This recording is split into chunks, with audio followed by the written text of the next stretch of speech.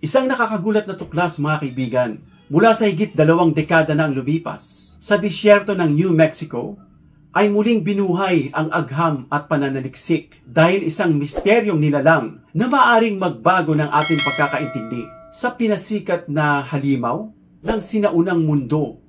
At ito ang Tyrannosaurus Rex o kilala bilang T-Rex. Ang T-Rex ay nakikita natin sa mga posters, sa mga libro, sa mga articles, at napapanood natin sa pelikula gaya ng Jurassic Park, na kung saan makikita natin ang dambuhalang hayop na ito, na matatalim ang ngipin, makakapal ang mga balat, at talagang kakaibang nilalang na mabangis at mapanganib.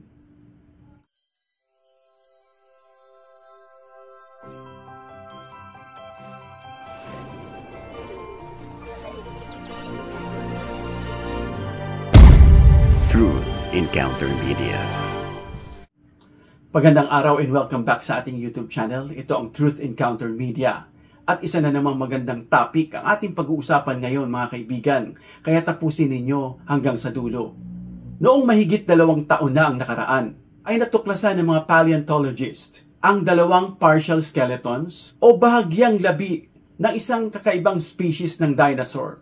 Ang mga buto nito ay nahukay sa New Mexico at tinatayang mula pa 92 million years ago ang nakalipas. Bilang pagbigay ng buod na detalye tungkol dito sa pagtuklas, ay natuklasan nila ang maliit na bersyon nitong sinasabing Tyrannosaurus Rex o T-Rex. Kaya tinawag itong mini T-Rex. Ang mini T-Rex o dinosaur na pinangalanang Susquetirannus hazellei ay nahukay noon pang 1998 sa lugar ng Zuni Basin sa kanluran bahagi ng New Mexico. At isa sa mga nahukay na kadansay ay mismong natuklasan ni Dr. Sterling Nesbitt na noon ay isa pa lamang high school student nakasali sa isang paleontological dig team o isang team na kung saan naghuhukay sila ng mga artifacts o mga bagay na nag-exist noong unang panahon. Ngunit ang opisyal na pagkakilala o pag-anunsyo sa bagong species na ito ay ginawa lamang noong May 6, 2019 sa pamamagitan ng isang pag-aaral na inilathala sa Nature, Ecology, and Evolution. Bagamat may pagkakahawig ito sa higanting Tyrannosaurus Rex na namuhay mula 80 hanggang 66 million years na ang nakaraan. Ang isang kakaibang detalye ay namumukod tangi mga kaibigan dahil ang dinosaur na ito ay sobrang liit kaya tinawag siyang mini T-Rex kumpara sa napakalaking T-Rex mga kaibigan. At kung ikukumpara itong maliit o little T-Rex, ay iisipin mo na 1 metro lang ang taas nito sa balakang. Halos kasing laki lang ng isang bata. At isa sa mga labi ay may lamang tila bahagi ng bungo ng isang butiki na maaring nilamon nito. Patunay na ito ay isang mandirigmang mangbibiktima kahit sa kanyang maliit na anyo. Sabi ni Dr. Sterling Nesbitt, isang kilalang paleontologist mula sa Virginia Tech, may sapat na bahagi ng kalansay para maging sobrang interesting or interesante ito mga kaibigan. Pero hindi pa rin sapat para lubos nating makilala kung anong klaseng dinosaur talaga ito. Noong panahong iyon ay kakaunti pa lamang ang nadidiskubring ng mga maliliit na carnivorous dinosaurs. Kaya't ang pagkakakilanlan ng bagong uri ay naging palaisipan sa loob ng maraming taon. Ngunit ngayon, matapos ang malalim na pagsusuri at paghahambing sa mga kamag-anak nitong Tyrannosaurus Rex o T-Rex mula sa Asia at Hilagang Amerika, natukoy na ito bilang isang bagong species at pinangalanan itong Susquetirannus hazellei. At ayon sa pag-aaral na nilathala noong May 6 sa Journal ng Nature, Ecology, and Evolution, ang Susquetirannus ay may mga katangian kinakitaan din tulad ng higanting T-Rex. Katulad nga ng T-Rex, ang Susquetirannus ay may bungo na kayang makagawa ng malakas na kagat at ang 3 buto sa kanyang paa na tinatawag na metatarsals ay nagsama-sama upang mapatibay ang kanyang bukong-bukong.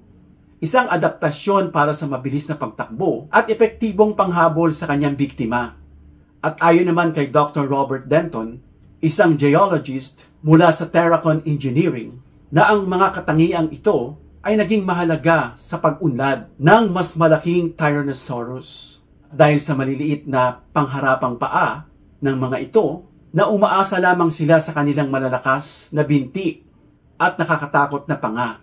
Sa simpleng salita mga kaibigan, ang Susky Tyrannus hazellei ay ang missing link sa evolution ng mga tyrannosaurs. At ito'y isang patunay na bago pa man dumating ang mga higanting halimaw tulad ng T-Rex, ay may mas maliliit na bersyon na nagsimulang ma-develop nang may mga kakayahang pumatay at mangibabaw.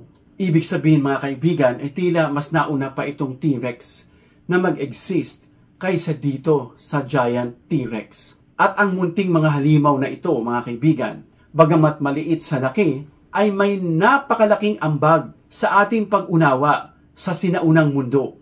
Sa bawat nahuhukay na buto, mas lumilinaw ang mga larawan ng nakaraan. At kung nagustuhan nyo ang kwento ng Susky Tyrannus hazellei, ay huwag kalimutang i-like at i-share ang video na ito upang malaman din ng iba. And don't forget to subscribe and hit the notification bell icon and choose all. At maaari ka rin magkomento sa baba, kaibigan, tungkol sa iyong opinion at suggestion tungkol sa marami pang mahiwaga dito sa ating mundo ng mga sinaunang nilalang. Hanggang sa muli kaibigan, at ito ang Truth Encounter Media.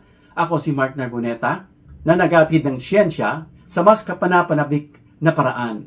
Hanggang sa muli.